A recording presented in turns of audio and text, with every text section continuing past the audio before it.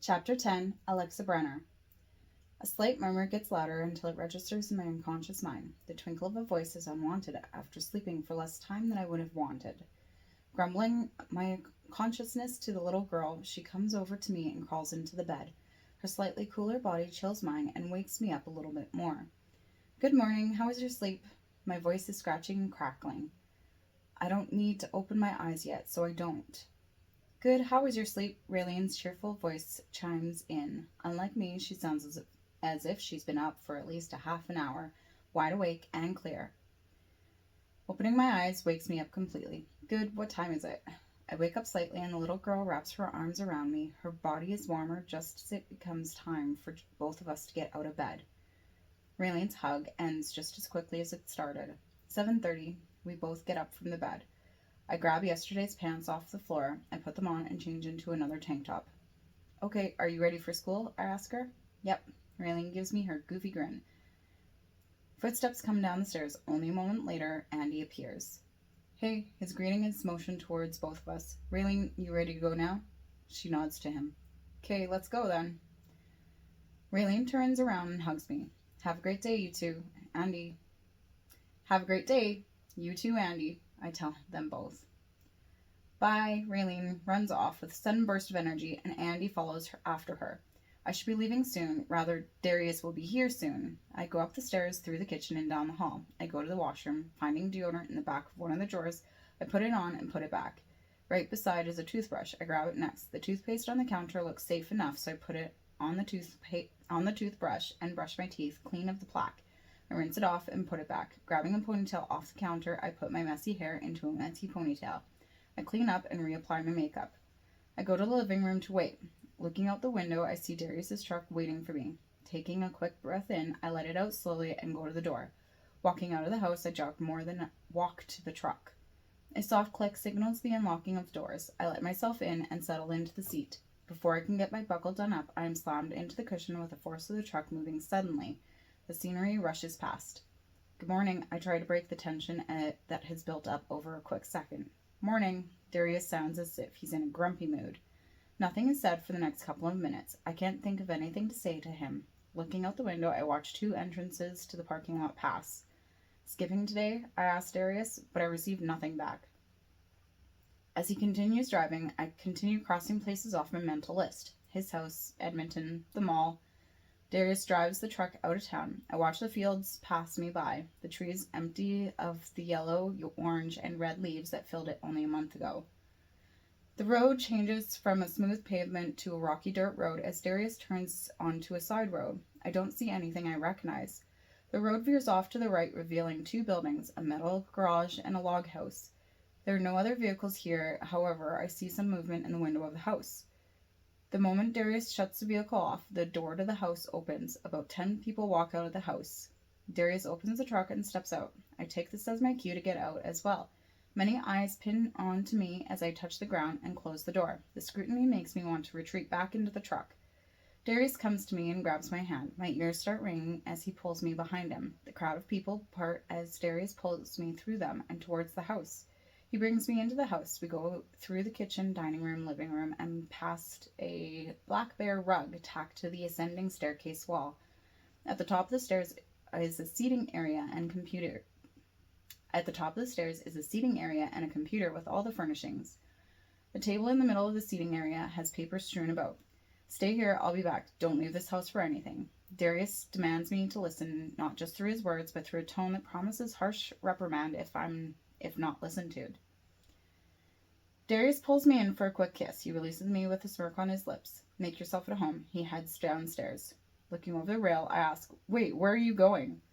Darius stops walking and looks up at me. Just need to run a few errands. He continues walking until he disappears. Moments later, the door creaks open and shut. A dull tick-tock of a huge grandfather clock times the seconds in complete silence that surrounds me. Deciding to look around the room I was placed in, I find a quaint country-styled office area. A few stuffed animal heads are placed on a couple of expansive tall walls coming from the downstairs living room and dining room. The wooden railings before the drop-down have many plants hanging from them. None are flower-producing plants. The office space is relatively clean compared to the paper-covered table.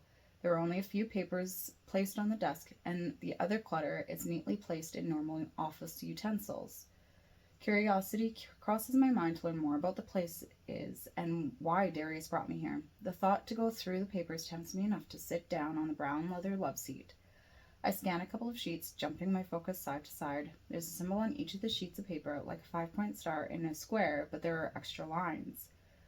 Deducing the sheets to be plans or schematics for something, I try to look for further details. The things I can see and read don't make any sense.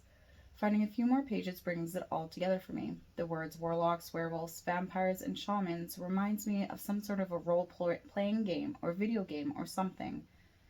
Though the thought of Darius playing any of those types of games seems strange. Maybe the people who live here play it. Weirdos. Darius wouldn't play something like that. Happy with my conclusion, I move on to preventing my boredom. Who knows how long it will be until Darius comes back. I get off the couch and go over to the desk. The computer isn't turned on, so I find the tower in the drawer under the desk and press the power button. The fan starts up. I close the door and sit in the chair. I look around the upstairs quickly while the computer takes a couple minutes to start up.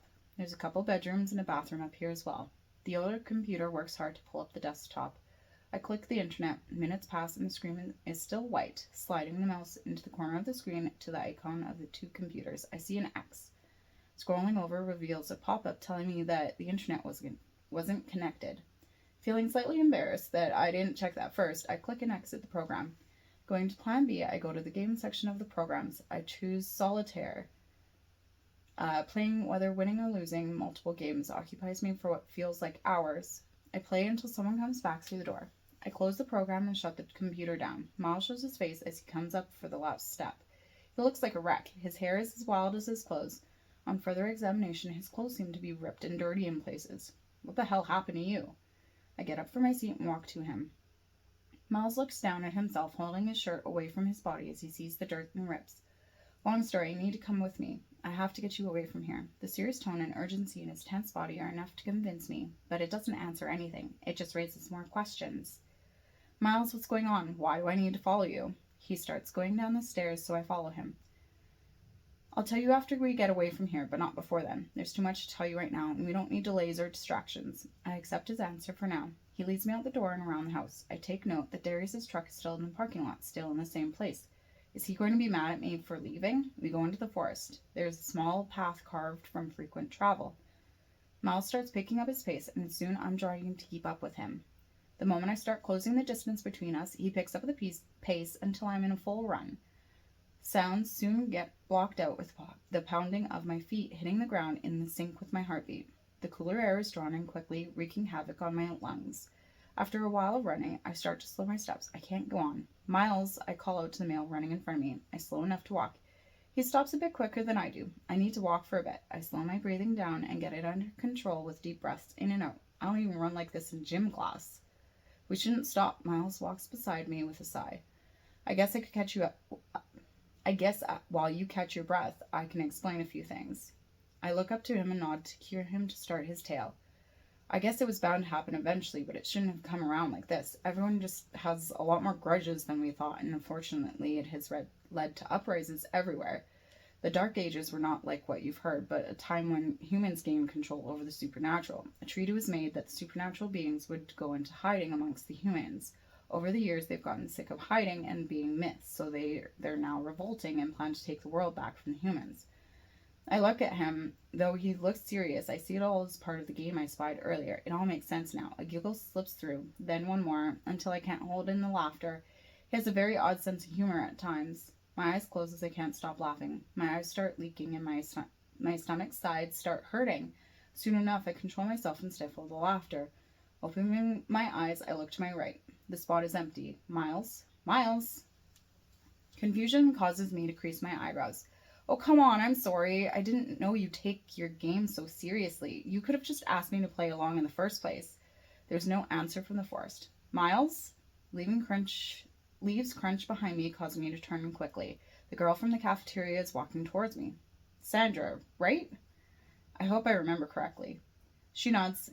Come, let's leave the boy to their silly games.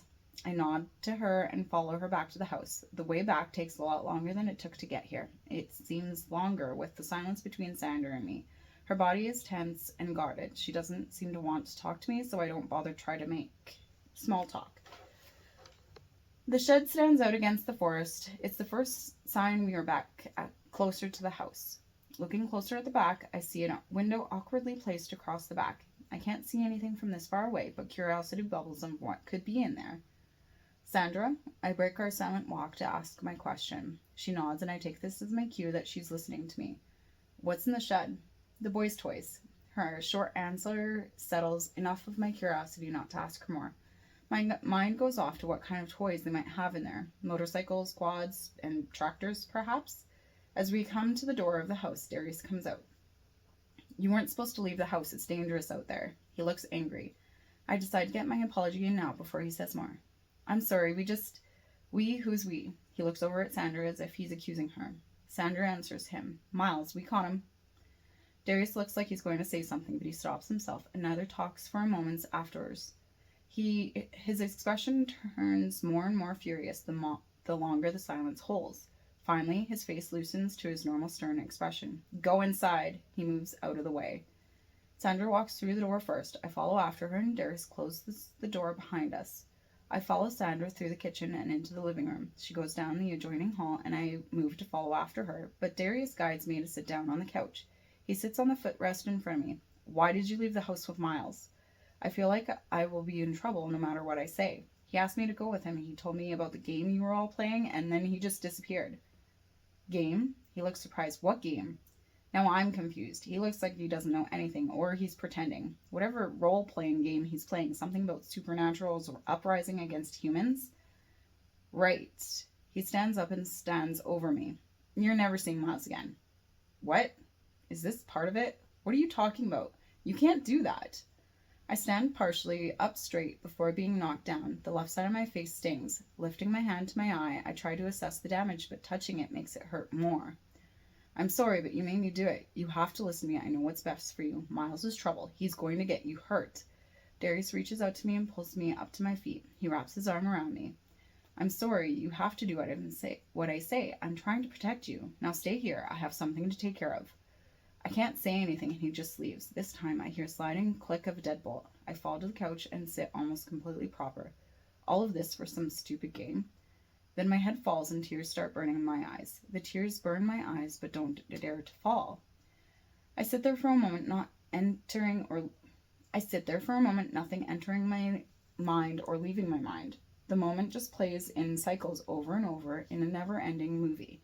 Soon enough, key parts bold themselves and edit out other parts. Eventually, the only thing I hear is his apology. Getting up and off the couch, I walk heavily up the stairs. The room directly to the right is the washroom. I walk into the dark room and turn on the light, closing the door behind me and locking it. Going to the counter, I lean in close to look at my quickly swelling and discoloring face. The dam in my eyes breaks and tears roll down my cheeks. The girl in the mirror's face scrunches up in pain. A weight holds down on my chest. I hold my breath when a noise dares to try to escape and let it go in a shaky exhale.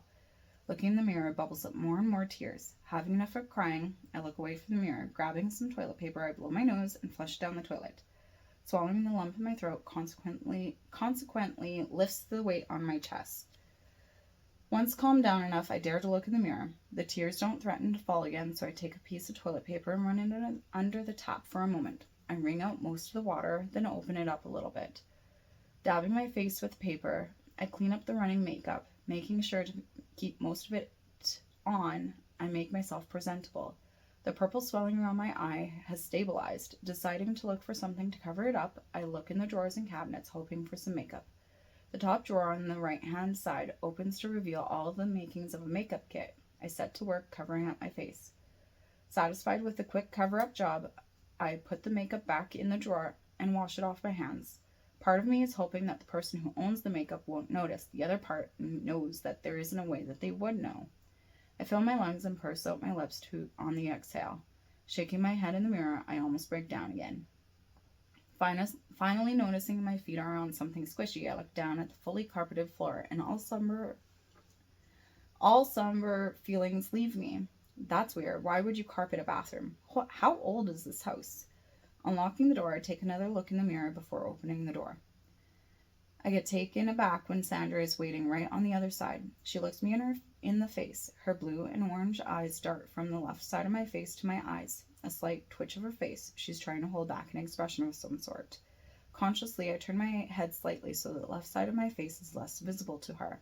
I think she knows anyway. Maybe the makeup is hers. No, the foundation is too light for her. Come, Sandra orders me. You're hungry. Let's go get food. As soon as we go down the stairs, her hair moves back, and for a moment I see a slight discoloring on the left side of her neck. Brown hair covers again. The purple disappears from my sight. Maybe it was a trick of the lighting. We walk from the living room to the dining area before stopping the kitchen. Sandra sets to work on pulling a bunch of food out of the fridge. Bread, lettuce, ham, mustard, tomatoes, mushroom, cheese, and mayonnaise. She puts everything on the counter next to the fridge. The brunette pulls out 2 plates from the cabinet above her. I help her make us a couple of sandwiches. Sandra takes both plates to the table and places one on each side. Taking her seat on the other side, I sit down at the empty meal place.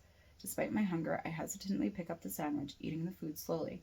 3/4 of my sandwich is gone when I notice Sandra is looking intently behind me. I set the sandwich down and turn to look over my shoulder. I hope it's not Darius.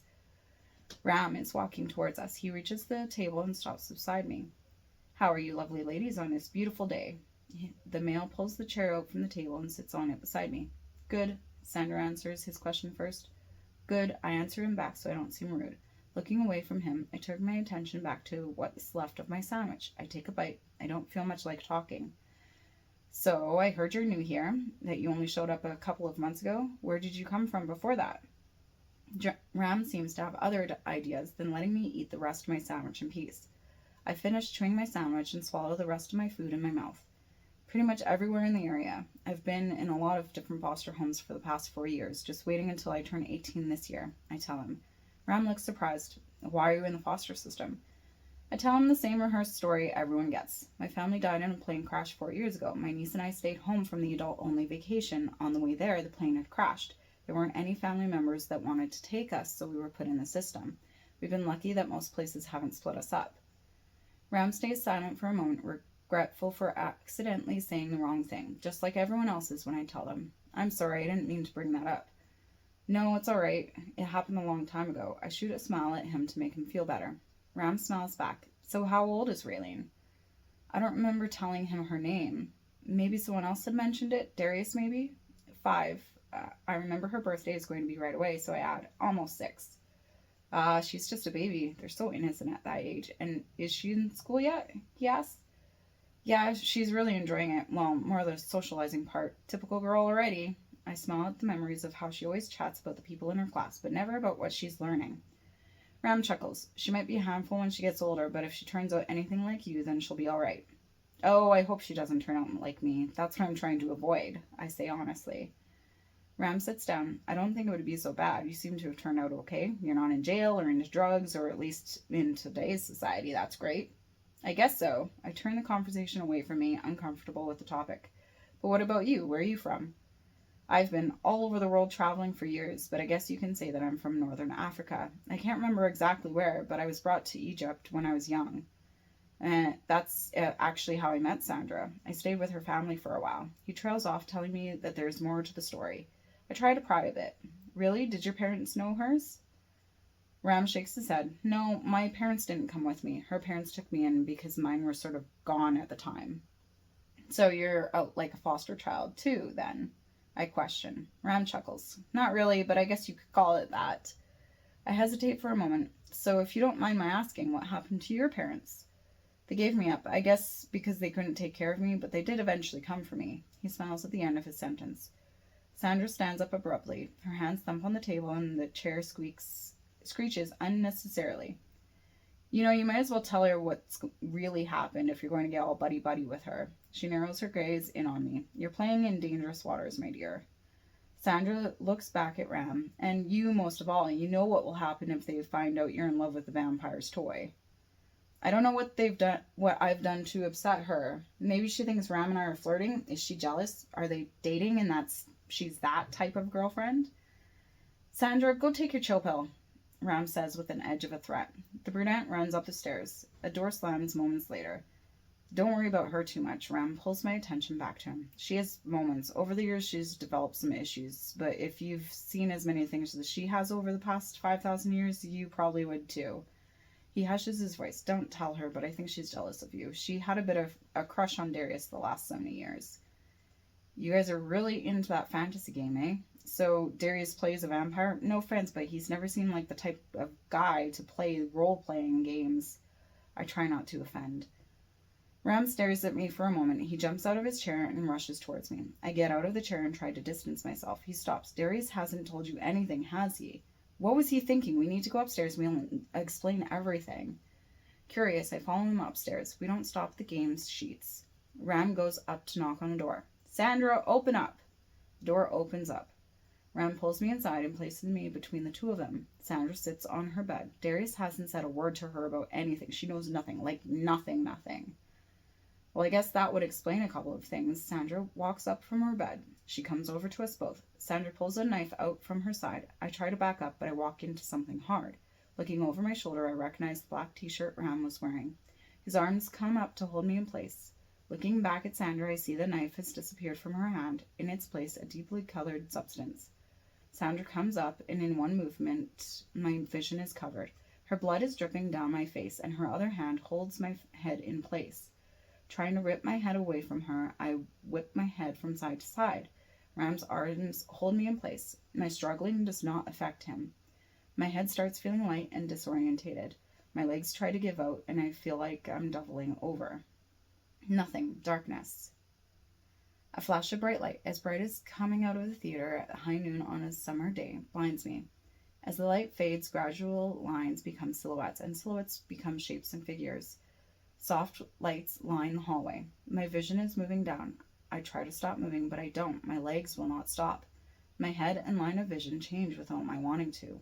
It's surreal to be moving but not be able to control any of my movements, like being trapped in a dream and knowing you're asleep. Without the ability to do anything about it, I let the body do what it wants. Looking within the line of vision, I search for the details on my surroundings, trying to figure out where I am and what is going on. The creamy white walls stretch high and long. Coming in and out of various doors are people and things. People and some of the things are dressed in modern-day outfits. The things look like monsters and mutated humans. I feel as though I'm on a set for a movie or some high-budget Halloween party. We come to a grand door that others have been disappearing behind. Arms that aren't mine come out to push the left door handle. The door opens the room. Hordes of people are packed into the hall. Weaving in and around people slowly allows us to progress through the cloud. The destination seems to be a stage in the front. The closer I get, the more I can see. On the stage are several royal-looking tall chairs. I stop progressing closer. The view moves to look at Darius. You made it just in time. He seems relieved and excited all in one. A smile that lights up his face in an unusual way, one that I've never seen. Yeah, long story. Sandra's voice surrounds me. I hear it in both my ears and in my head, as if Sandra's voice came out of me. Did I miss anything? Am I in Sandra's body? Darius shakes his head. Nothing yet. Everyone I've talked to is in agreement. Miles and Shale? Sandra asks specifically. His smile disappears. Shale's with us. Miles will come around eventually. There's no other way. Darius turns to look at the stage. His posture is stiff and he seems agitated now. Darius, the last letter drags. Leave alone, Sandra. He pauses for a moment and looks over his shoulder. They're coming. The crowd jumps alive. Growing hollers, shouts, and roars arise around, giving courage to others to do the same. In moments, the whole room is almost unbearable to stand in. I wish I could move so I could cover my ears. Before I can think it couldn't get any louder, it does. Looking at the stage, I find two regal men sitting on the chairs. The one on the left I recognize. He's the creepy man that spoke to Darius at the football game. I try to get a better look at him. His deep blue-black hair is tied in a low ponytail at the base of his neck. Ears come to a straight point, adding to the other pointed, almost lined features on his face. His white shirt is partially open in the front and showing off some angry-looking tattoos. The dark images cause a tint and shades under parts of the white shirt. The cut of the shirt falls along his chiseled form. His hand is gripped around the handle of a sword in a deep red sheath. The other male looks over at the growingly agitated crowd with a disgusted sneer. Amber eyes scan the crowd looking for something, or rather someone, more casually dressed than the other male on the stage. They, however, share the same style. His nose upturns and nostrils flare the moment before a door to the left opens. The crowd parts as a salt and pepper-haired man makes his way to the stage.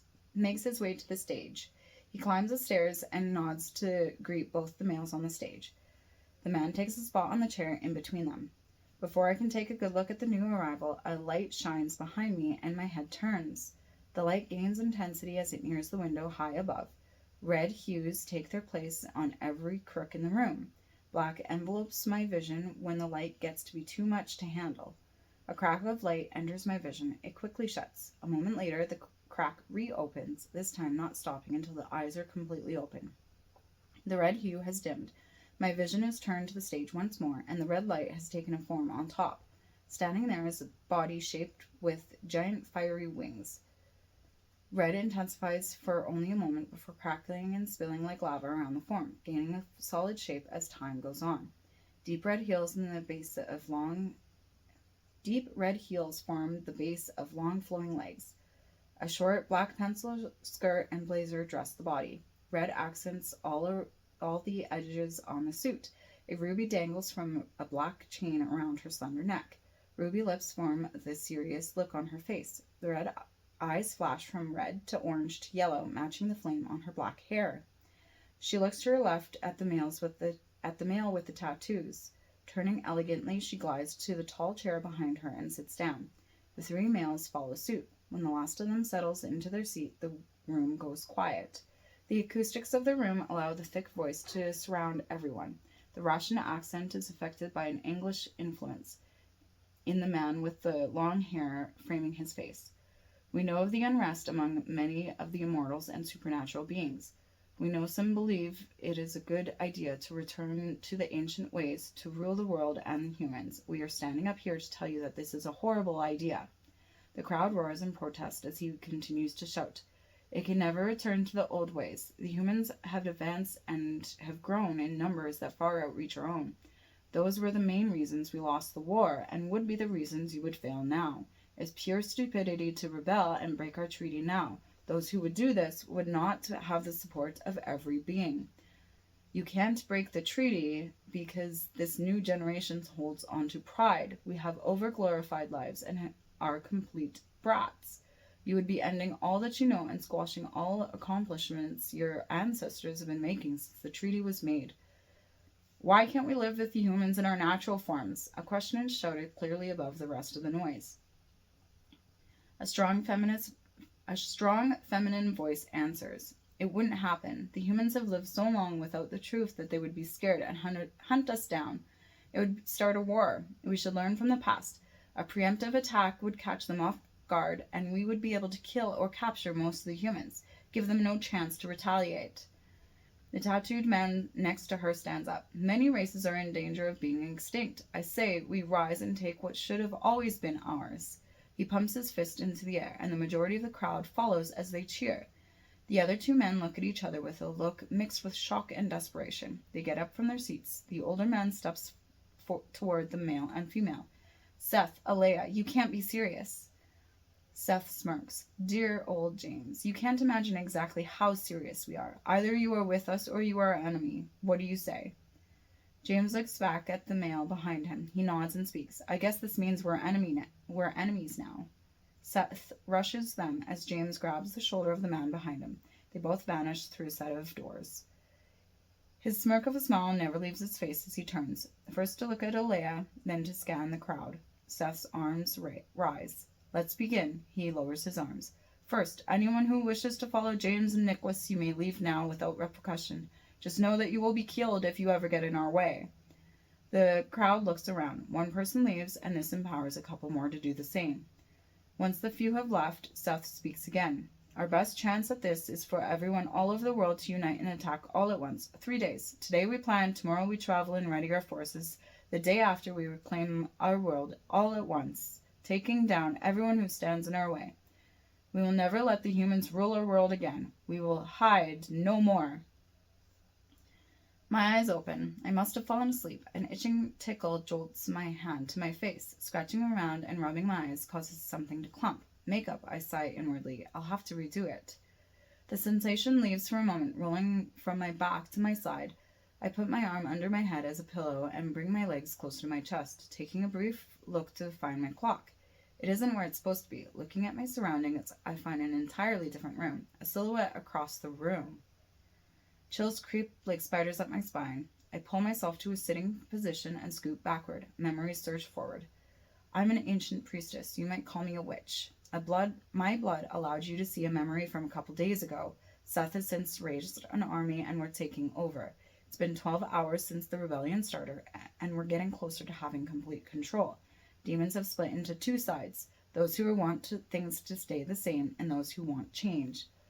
Darius is in charge of this region, and so far, everything has gone according to his plan. Well, except for Miles trying to kidnap you, but Darius is taking care of him. Sandra gets up in a fluid motion and walks over to the bed. I bolt for the open door. I skip steps down the stairs. I watch for Ram, but don't find him. Running through the kitchen, I go to the front door and exit the building.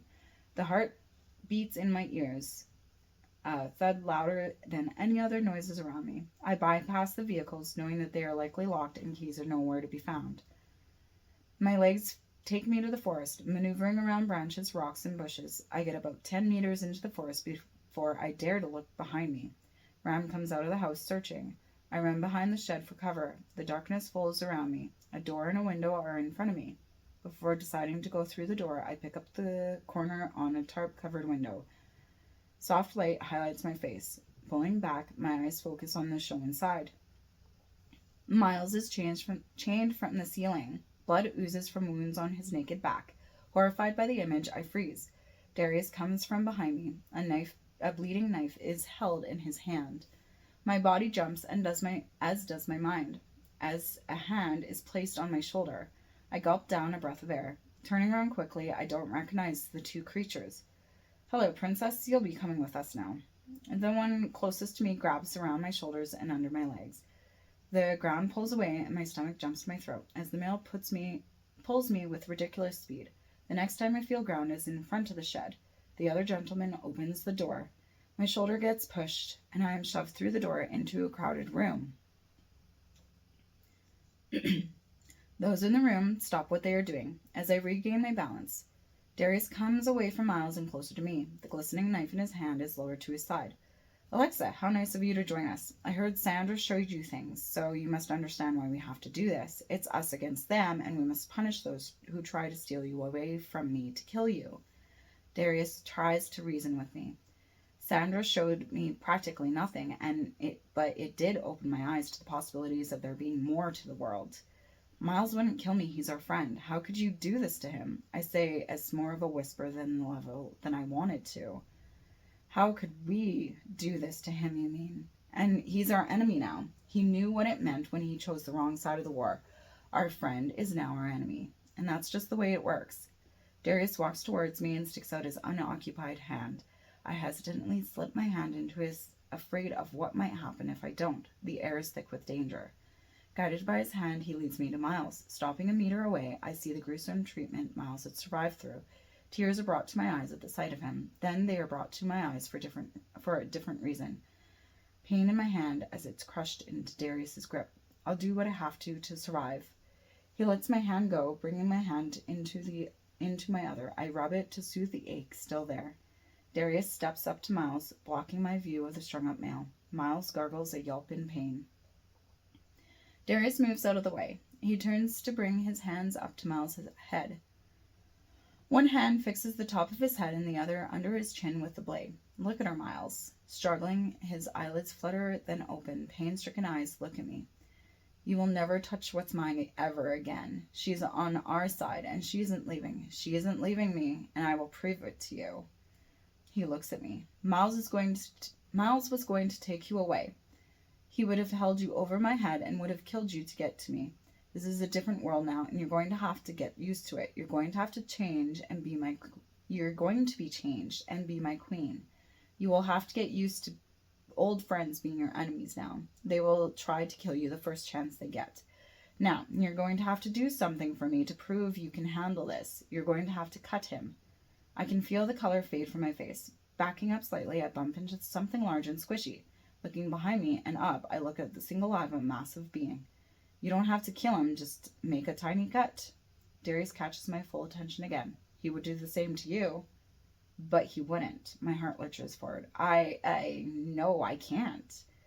Darius's face flashes in anger for only a moment. Letting go of Miles, he's in front of me immediately. He looks me in the eyes intensely. You will cut him. The voice I hear isn't what I'm used to coming from his lips. He hands me the knife. Darius nods to me and moves out of my way so that I have a clearer view of Miles. I step forward. Once I'm within arm's reach of Miles, I take one more half step closer. My hand reaches out towards Miles. Finding a bare spot in his stomach, I hold the knife there for a moment. A tear rolls down the side of my face. I mouth the word sorry to him as I ensure the knife cuts a shallow horizontal groove. More tears fall as the knife leaves his skin. The moment the knife is a safe distance away, I drop it to the ground, my heart pounding from what I've just done to him. Turning around, I jump as Darius's chest is suddenly in front of my face. I look up at him, tears rolling down my cheeks. Don't worry about it. It gets easier. I'm proud of you. He looks diagonal over my shoulder. Take her to the house. I'll be there in a minute. Hands come up from both sides of me to grasp my arms. Darius moves out of their way as the two gently push me to the front of the shed. They guide me through the door. I try to struggle enough just to get out of their grasp. Their grips get tighter and tighter. Giving up, I walk straight towards the house. Taking a deep breath in and out, I try to relieve the pain in my chest. Tears continue to stream down my face uncontrollably. When we near the house, one of the guys lets go of me and walks ahead. He opens the door for me to walk through. Neither of them comes up inside and they let the door shut behind me. Standing at the front door feels awkward. I walk to the living room, making sure I don't see Ram or Sandra. Sitting on the couch, I wait. I don't know what else to do. Silence allows the past few minutes to run through my mind. Thinking of cutting Miles sickens me, bile rising in my throat. It's different from any of the feelings I get when I cut myself. Whimpers and cries sound with my tears for the first time, finally being allowed to pass through. Drawing my legs up onto the couch, I lie down and hug my legs to my chest. After moments, my tears dry up and won't fall anymore. My mind becomes blank and I sit up. Trying to breathe through my nose fails as it's stuffed from crying. So, once standing up, my goal becomes finding a tissue. Not wanting to go upstairs to the bathroom in fear of running into Sandra and Ram, I go to the kitchen and find paper towel. On the counter near the stove is a roll of toilet paper. On the counter near the stove is a roll of paper towels.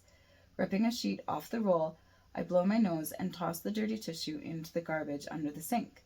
Walking back to the couch, I sit on it. The moment I do, I hear the door open. Darius comes into view a moment later.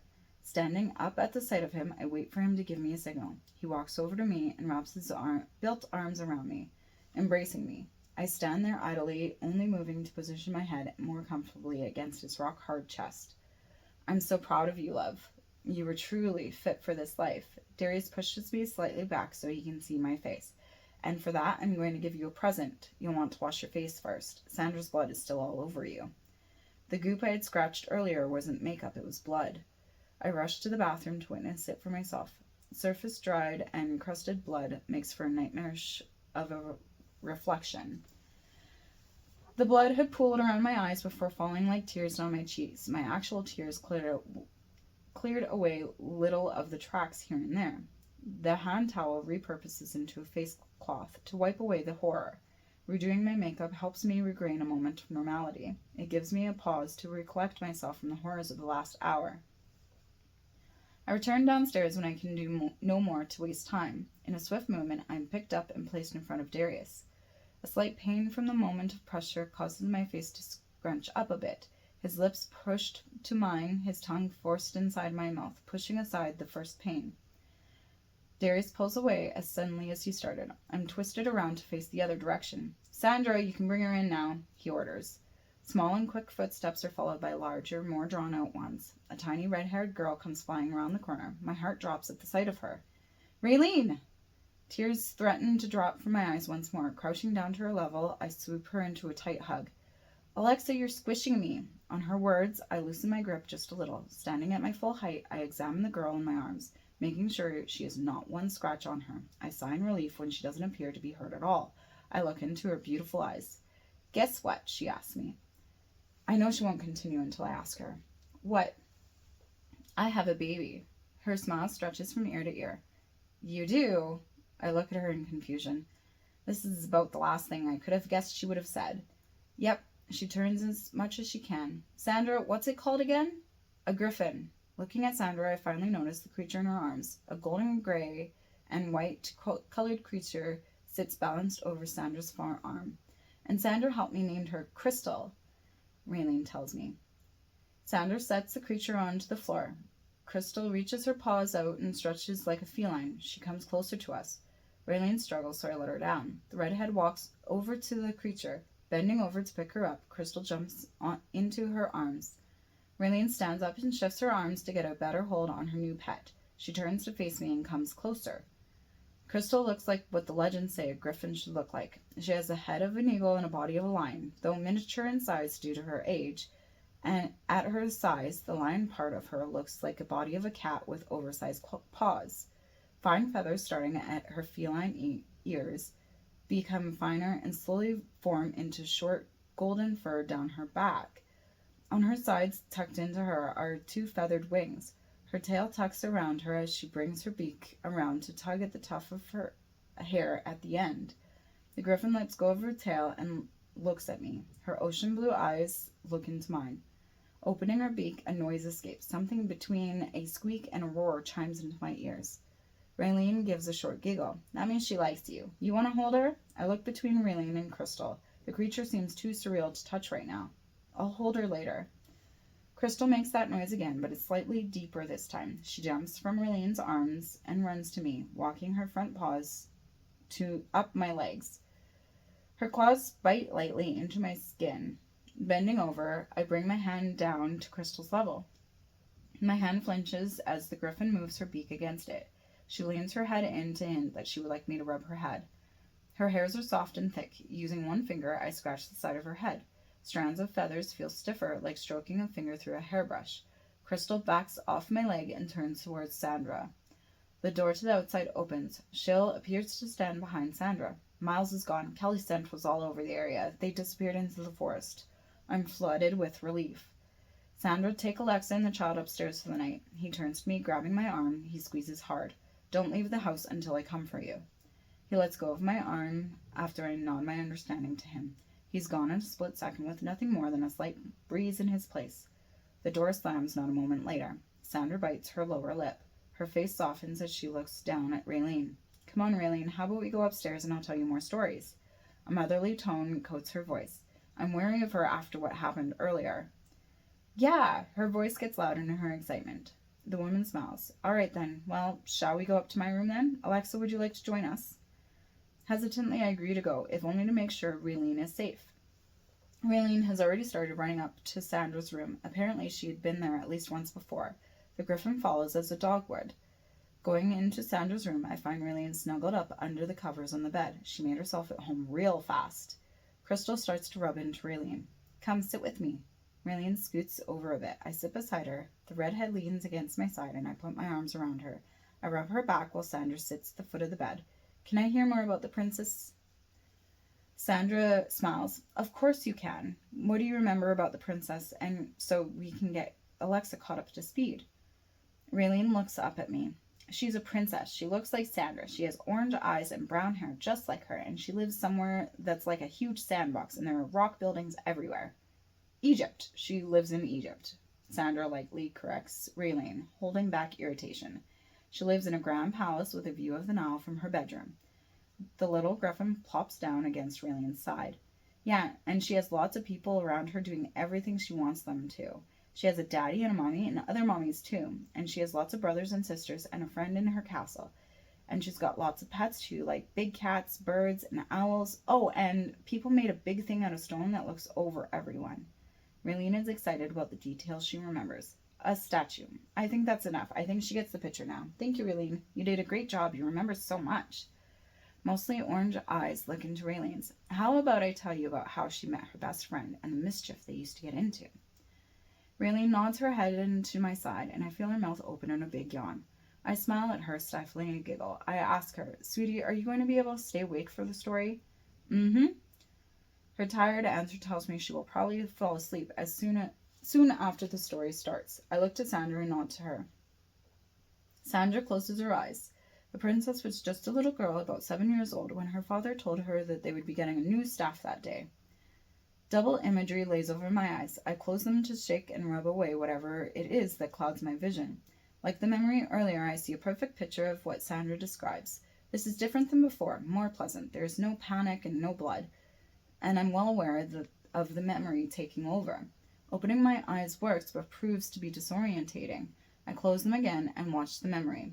Sandra speaks over the background noise, describing what I see and providing translation, but she leaves some out in the version she speaks, like for simplicity and Raylene's sake. I fill in the blanks.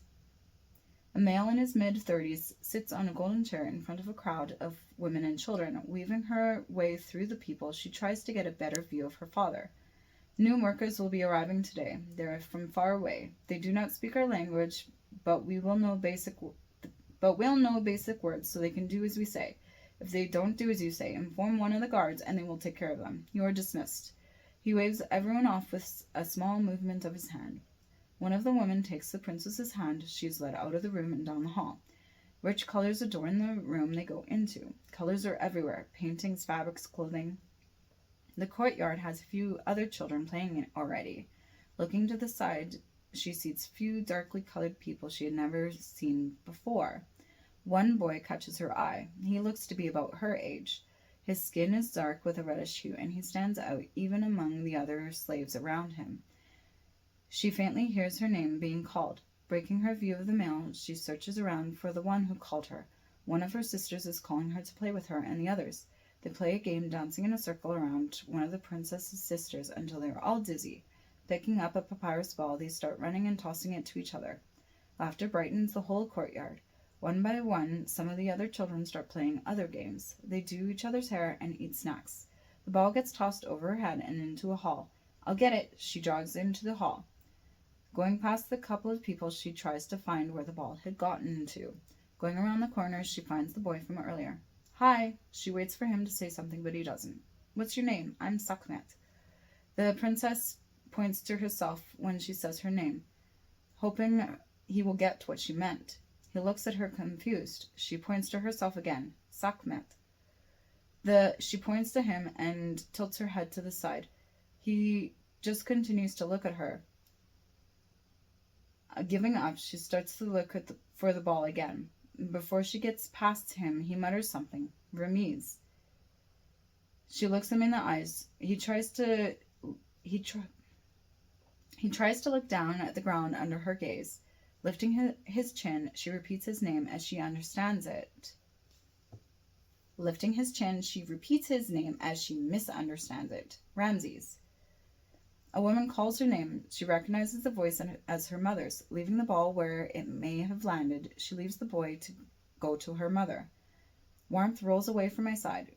Raylene curls up, facing away from me. I pull the blanket up to her chin. Looking back to Sandra, I find her eyes open. It explains a singular vision. I don't want story time to be over yet. "So what happened to you and Ram next?" She shrugs and shakes her head. "I didn't see him much for the next year or so, but when I did finally see him, it rocked me. Maybe I knew he was supposed to be important in my life. Shortly after he arrived, he was sent to go work with the laborers working in my father's tomb. When I saw him, he wasn't the same boy I knew. He was forced to grow up before he should have. It was normal back then. In those times, it didn't matter your age. If you were a laborer, your life was to serve, and if you couldn't do what they wanted when they wanted, you were severely punished. The work itself was grueling and dangerous. He has many scars covering his body from that 1 year alone. It was the night of the fires that I saw him next." Sandra closes her eyes, so I follow her lead.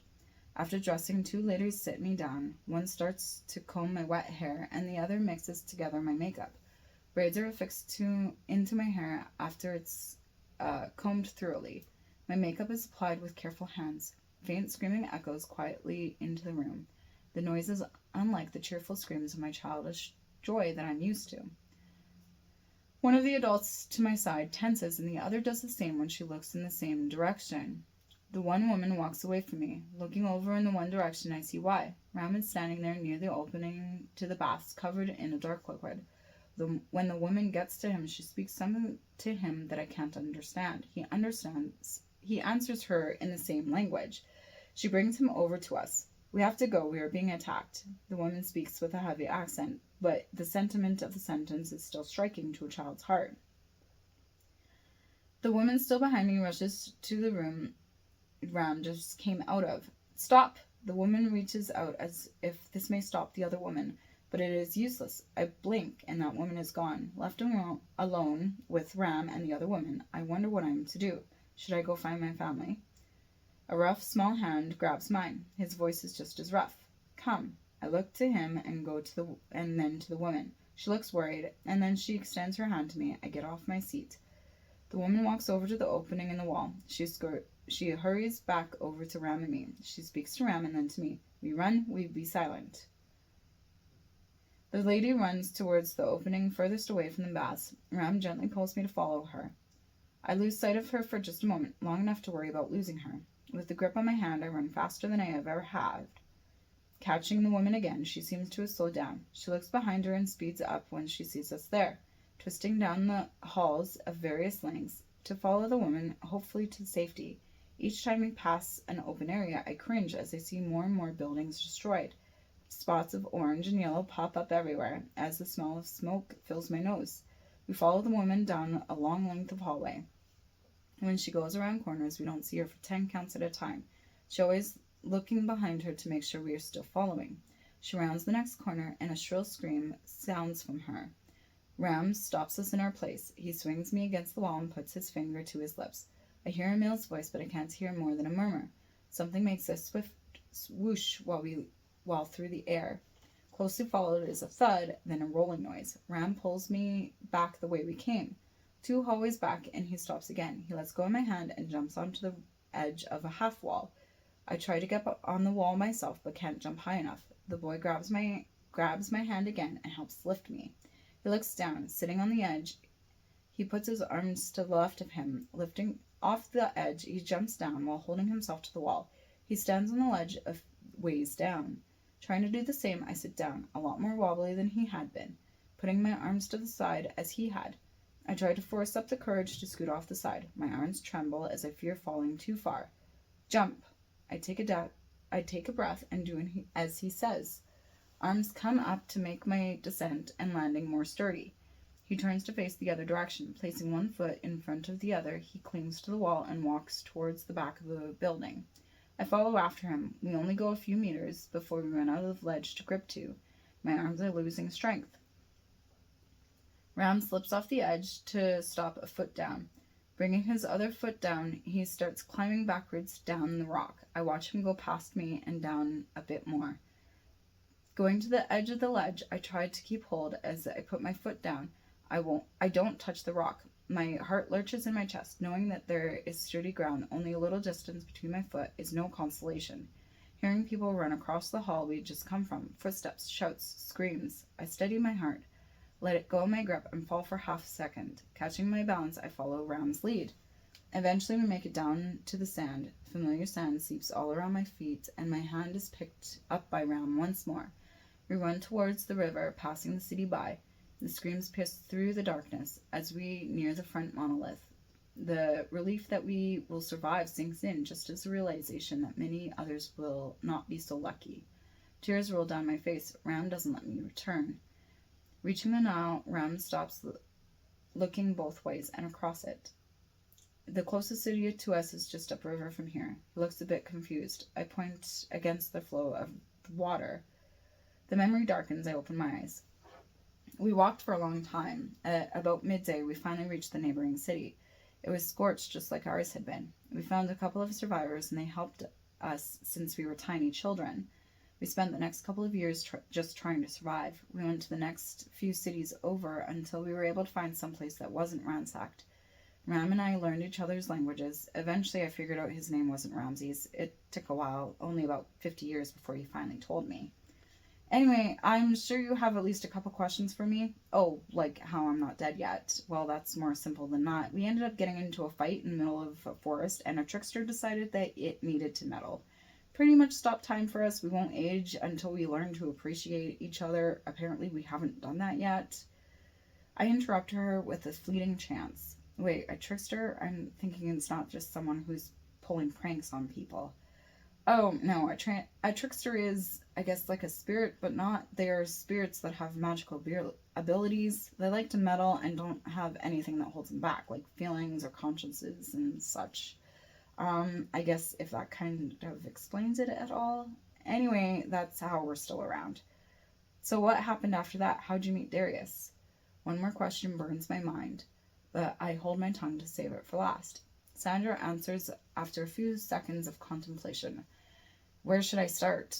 Well, Ram and I traveled around and saw and did what we could around Africa and then around Europe. By the time by this time we had attracted attention from other immortals. That only took them a couple thousand years. They reported us to the council and we were hunted down. Alea, she's one of the council members on the stage, the fire elemental for my story. She drew up a ring of fire around us and, well, basically recruited us to help them find others. We'd evaded them for so long, so we were put on a duty to find those who were causing trouble or hiding with some of the others, well, after they trained us. Light starts glowing from something in her hand. Quickly it establishes itself as a flame. The flame floats up into the air. Sandra lifts her hand and points her finger. Moving her hand and fingers, she spells something out in the air. The fire mimics her fingers' movements. When she is done, she turns the word around by putting her hands around the word and physically moving it. Her name is spelled out in front of me. The heat of the flames warms my face. Sandra blows at the word and it goes out like a candle flame would. The smoky smell engulfs me. I perfected magic, defense, and some combat, while Ram perfected many forms of combat. Once we were done, we captured and killed many supernaturals causing issues. And that is how I met Darius. He is a baby as far as vampires go. It's only been about 70 years since he was turned. No one knows who sired him except for Darius, but he won't tell. And it's kind of a crime to turn people into vampires since the treaty, but it does happen. Anyway, once we did track them down, the sire left Darius behind to save himself, and we captured Darius. We took him back to the council, and Seth took him under his wing to get him trained properly. The next time I saw him, he was traveling with Shale, and they were being pulled back to be reschooled. She must have noticed my confusion. Basically, the council's big idea to keep us immortals in touch with the times. If you look like you can be in high school, you go to high school. And if you're older than that, then you can go to college or do some sort of cultural thing. It sucks, but I can see why they do it with how quickly things change in this world. They want to keep you in touch with modern people, keep you knowledgeable and trained. Otherwise, you'd have a vampire decide to go into a town after 200 years seclusion and draw too much attention to themselves. You have to go every 15 to 20 years and do a certain amount of hours, about 6 months worth on an 8-hour day. There are a bunch of exceptions and rules, but I won't bore you with those. I was supposed to be going back for my reschooling in 3 years. I was thinking about taking an archaeology course. Anyway, anything else you want to know? I try to absorb everything she's telling me. So Darius is a vampire, and you're an immortal witch, and Ram is an immortal. What about everyone else? Sandra counts on her fingers as she lists them off. Shale and Kelly are vampires. Miles is an elf, and well, I don't think you know anyone else.